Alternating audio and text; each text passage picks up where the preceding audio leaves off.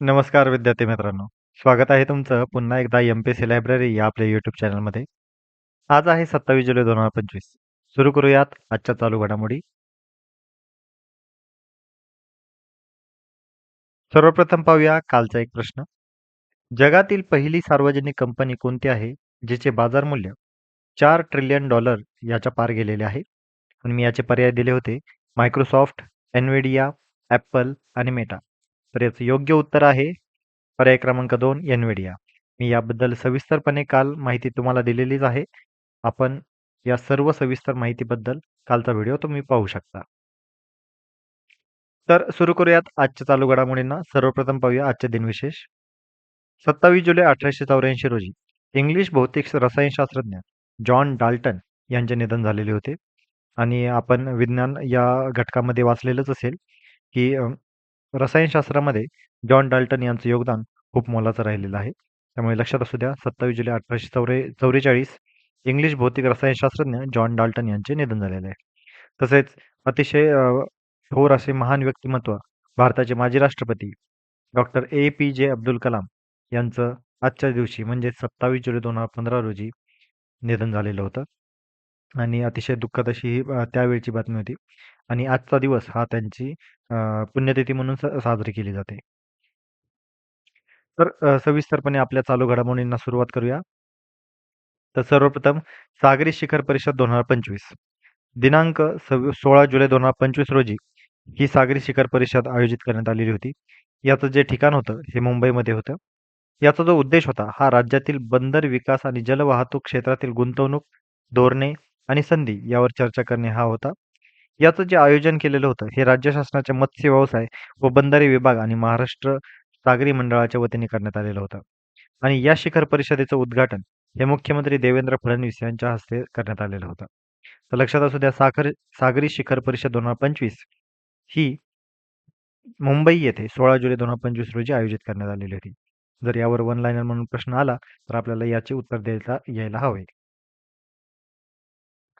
त्यानंतर स्वच्छ सर्वेक्षण पुरस्कार 2024-25 याविषयी आपण ऑलरेडी एका व्हिडिओमध्ये याबद्दलची इत्थंभूत माहिती अशी पाहिलेली आहे.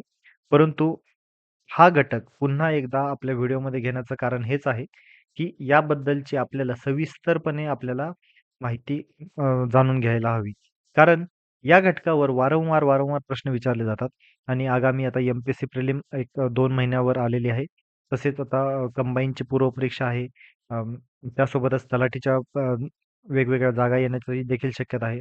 तर अशाच वेगवेगळ्या पद्धती आणि वेगवेगळ्या परीक्षांमध्ये या घटकावर 100% कोणत्या ना कोणता प्रश्न नक्कीच तयार होऊ शकतो. त्यामुळे याबद्दलची आपल्याला माहिती असणं खूप खूप गरजेचं आहे. तर लक्षात असू द्या, स्वच्छ सर्वेक्षण पुरस्कार 2024-25 या पुरस्काराची ही 9वी आवृत्ती होती.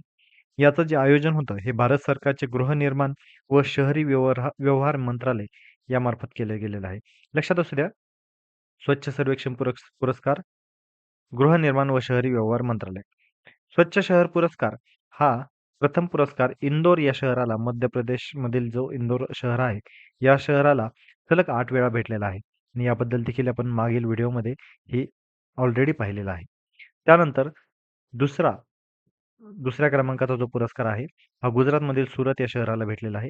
तर तिसऱ्या क्रमांकाचा पुरस्कार हा महाराष्ट्रामधील नवी मुंबई या शहराला भेटलेला आहे.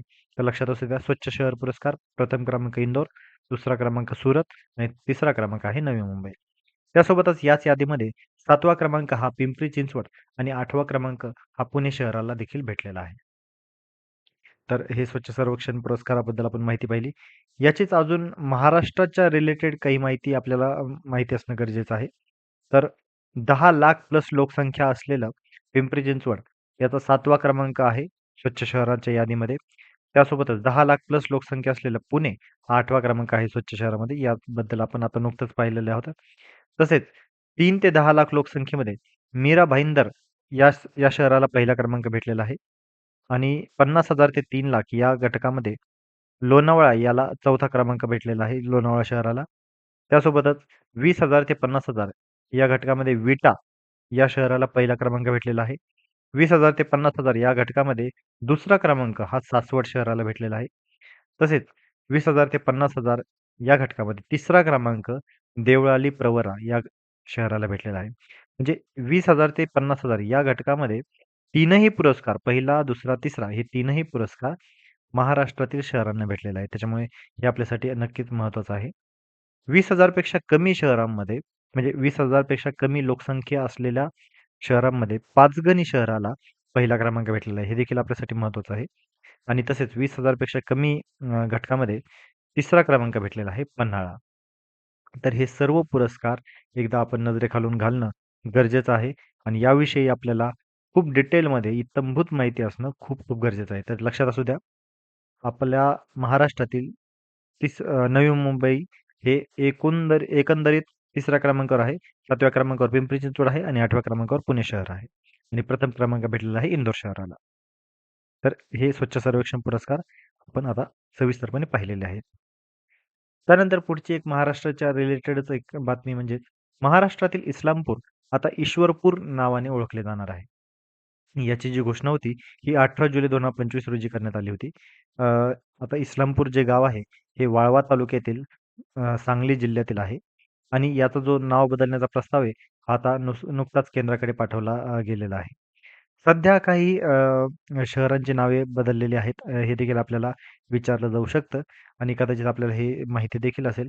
परंतु एकदा आपण सहज नजर फिरूया. औरंगाबाद जिल्ह्याचं नाव आता छत्रपती संभाजीनगर जिल्हा म्हणून आता ओळखला जाणार आहे. तसेच उस्मानाबाद जिल्हा हा धाराशिव जिल्हा म्हणून ओळखला जाणार आहे. अहमदनगर जिल्हा हा अहिल्यानगर जिल्हा म्हणून ओळखला जाणार आहे. तर वेल्हे तालुक्याचं नाव आता राजगड करण्यात येणार आहे. तर हे काही नुकतेच नाव बदललेली शहरे आहेत. त्यासोबतच आता सांगली जिल्ह्यातील इस्लामपूर या गावाचं नाव आता ईश्वरपूर असे करण्यात येणार आहे. त्याच्यामुळे आपल्यासाठी ही देखील महत्त्वाची अशी बाब आहे आणि हे सर्वांनी वन लाइनर म्हणून लक्षात ठेवायला काही हरकत नाही.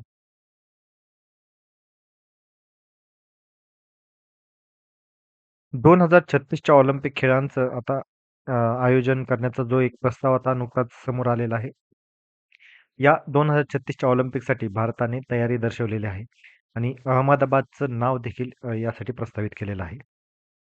भारत सरकारने 2036च्या ऑलिम्पिक खेळांच्या आयोजनासाठी गुजरातमधील अहमदाबाद शहराचे नाव अधिकृतपणे आंतरराष्ट्रीय ऑलिम्पिक समितीकडे इंटरनॅशनल ऑलिम्पिक कमिटी यासाठी सुचवलेले आहे.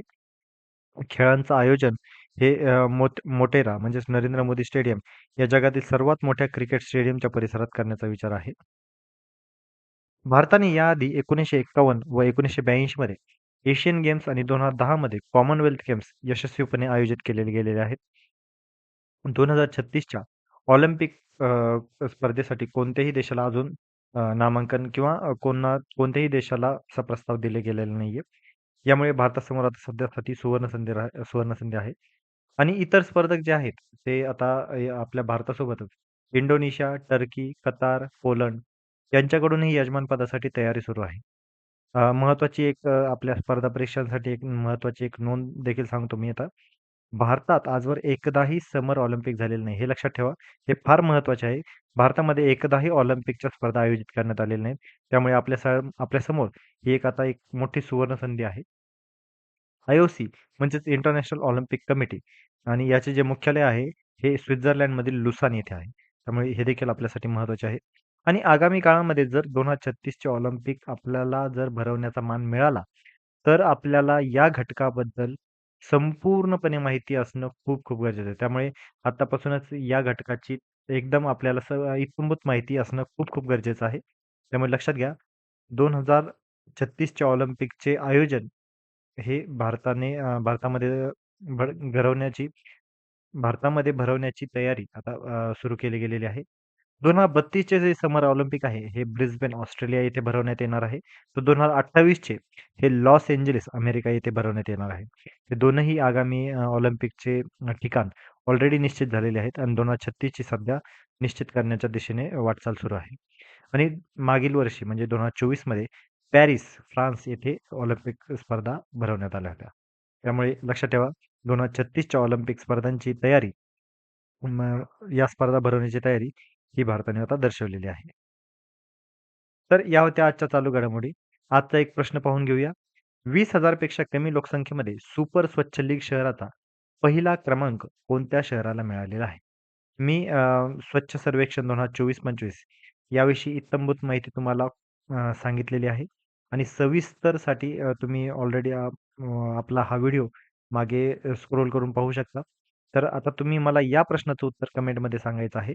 20,000 पेक्षा कमी लोकसंख्येमध्ये सुपर स्वच्छ लीग शहराचा पहिला क्रमांक कोणत्या शहराला मिळालेला आहे? पर्याय क्रमांक 1 आहे विटा, पर्याय क्रमांक 2 आहे सासवड, पर्याय क्रमांक 3 आहे पाचगणी आणि पर्याय क्रमांक 4 आहे देवळाली. तर याचं योग्य उत्तर तुम्ही सर्वांनी कमेंटमध्ये सांगायचं आहे.